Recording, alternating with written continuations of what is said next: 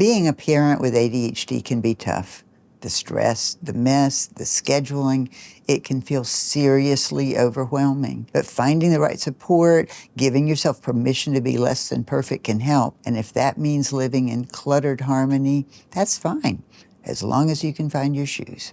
For us women with ADHD, we are impacted by so many different stages of life because our hormones are fluctuating up and down and sideways. And pregnancy, in funny ways, can be an amazing respite from the fluctuations of ADHD during our menstrual cycle. Our estrogen levels are very high. High estrogen levels help our brains function better. Postpartum period can be very tough for us women with ADHD. You've gone from a very high estrogen state, suddenly plummeting estrogen levels, and you may feel exhausted, tearful, overwhelmed. So many women start feeling badly about themselves, especially if it's your first baby. What's wrong with me? Shouldn't I feel joyful? Shouldn't I be on top of the world? I just had this wonderful baby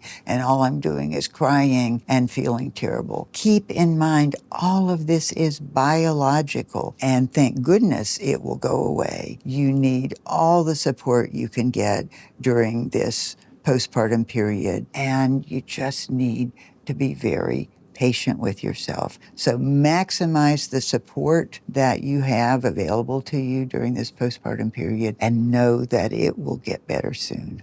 ADHD and motherhood is a complicated issue. I was a mom with ADHD. I think it's so important for us moms with ADHD to not feel so frantic and overwhelmed trying to live up to impossible standards of order. One of the things that we women with ADHD just need to understand about ourselves and not judge about ourselves is the more demands that are placed on us, the more we're going to be impacted by our ADHD. It only makes sense. We struggle with executive functioning. That means planning and organizing and managing everything. And the world still expects us moms to be the primary managers of our households, of meals and household management and kids and schedules. So first of all, we need to forgive ourselves and not go through life apologizing. I'm sorry I was 5 minutes late. I'm sorry I didn't have all of the equipment ready before we went to the soccer game. We need to work hard to develop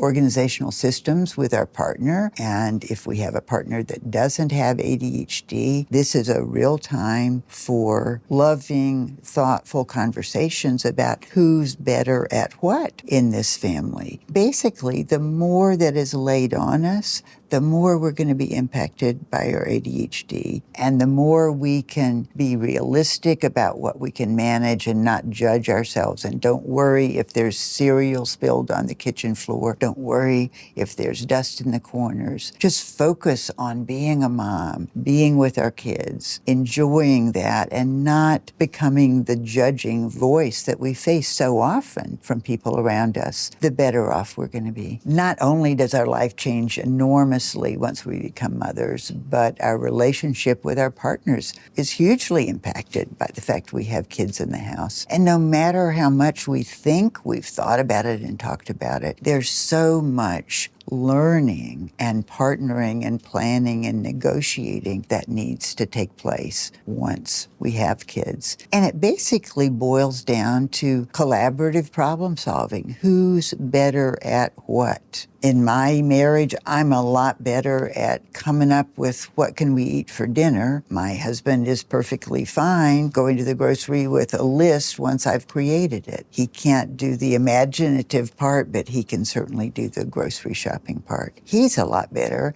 at keeping track of what time it is because he doesn't have ADHD. That's an enormous help for me if he says, do you know we need to leave in 10 minutes? Because no, I didn't know we needed to leave in 10 minutes. But I might be doing something really important while not being aware of what time it is. So really, it's a matter of each partner playing to their strengths and supporting one another. Then there are partnerships where both partners partners have ADHD. And I find that there are real pluses and minuses to that. Pluses in that we really get each other. Neither one of us are all that good at keeping everything neat and tidy and on time. But the downside is there isn't somebody saying, do you know what time it is? We need to leave in 10 minutes. And so you're going to need to develop systems through problem solving. We're going to need lots of reminders, and we need to learn to laugh together when it all goes kablooey because neither one of us remembered what we needed to take when we were going out the door.